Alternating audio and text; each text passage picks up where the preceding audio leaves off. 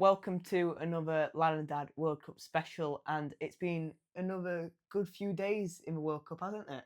Yeah, I've really enjoyed it. I think it's picking up momentum. It is. Um, I think the atmosphere's been better than what I thought it was It going to has, be. yeah. Stadiums have been, look like they've been good attendances, Yeah.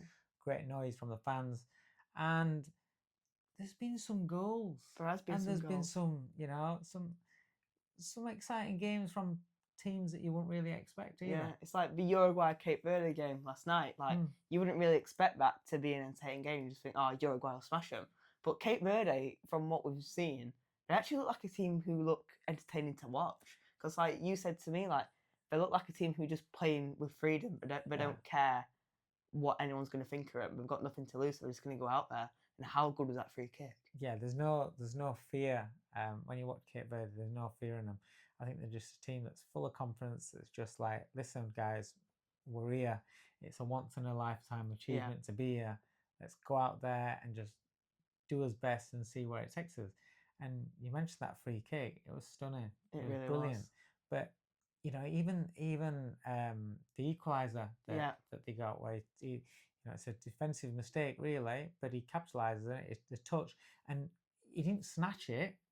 He just takes a touch on the knee, and then with the other foot just passes it into the net. And it's just that calmness and that approach where they're just playing with freedom. And I'm enjoying watching Cape Verde. I think they're doing a great job. I think 2 games, 2 draws. They're right in it now. Yeah, because if they beat Saudi in the next game, they'll probably go through. Yeah. So hopefully for Cape Verde, they go through. I'm happy because Curacao have got a point in the World Cup. I'm buzzing with that one. He's the king of the underdogs, this one. Well, when I woke up to that scoreline, I was like, get in. And as soon as I watched the highlights, the goalkeeper again, oh my God. Some of the goalkeeping performance this World Cup have been insane. There's been some unbelievable saves in this World Cup already. Really and we're only just literally just over a week in. So yeah, the tournament's got off to a good start. I'm happy with it. Obviously, from an England fan, I'm over the moon with our opener. Yeah. I think, especially that second half, I thought we were really good that second half, especially that first 15 minutes or so. It was just incredible.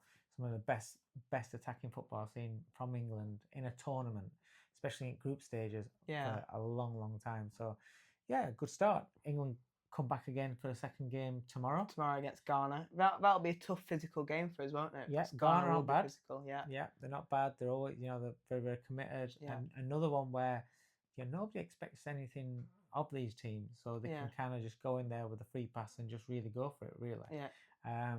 So it'll be interesting.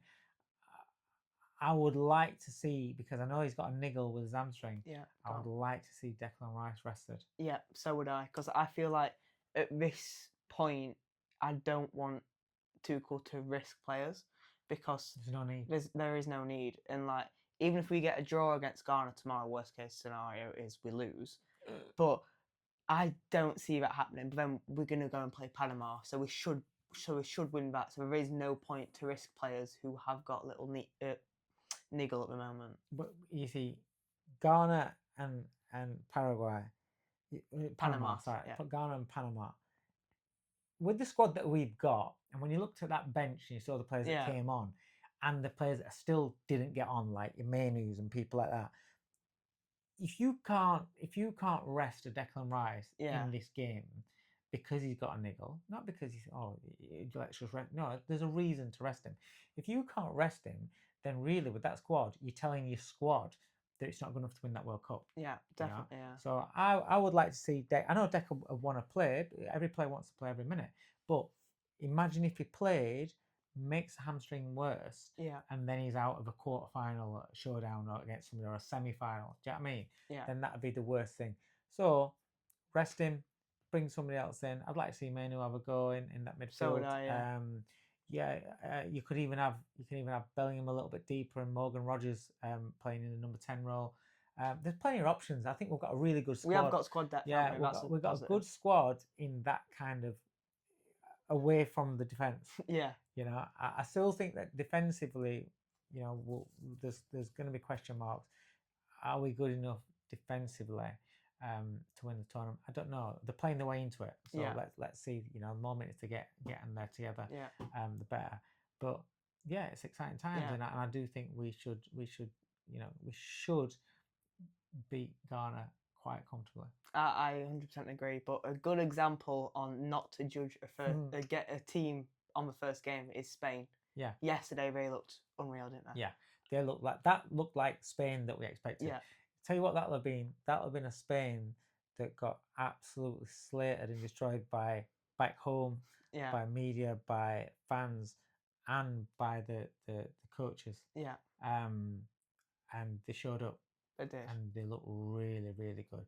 And talking about squad depth, mate, their subs, when you're looking at their bench coming on, that's a good squad. That is world class players all around. Yeah.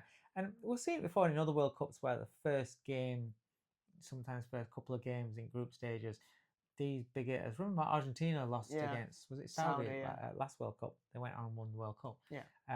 So it's nothing new. It's just I think it was such a big drop in expectation to standards of play that Spain performed in. It was like whoa. But this time around, they were good. Spain looking good.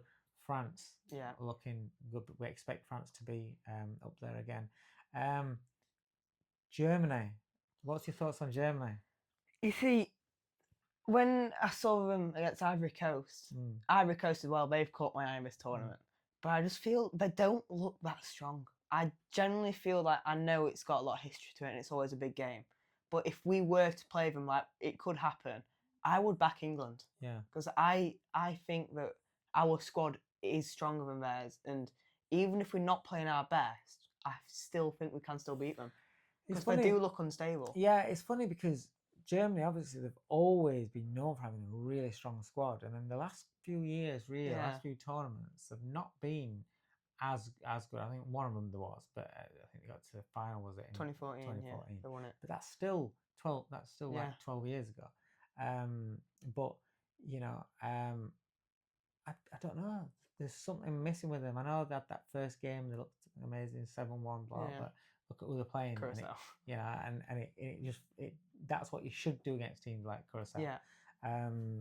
But, the second game, not as impressive. And it'll be interesting to see how do they pick up momentum or have they just flatlined and that's as good as it gets, really.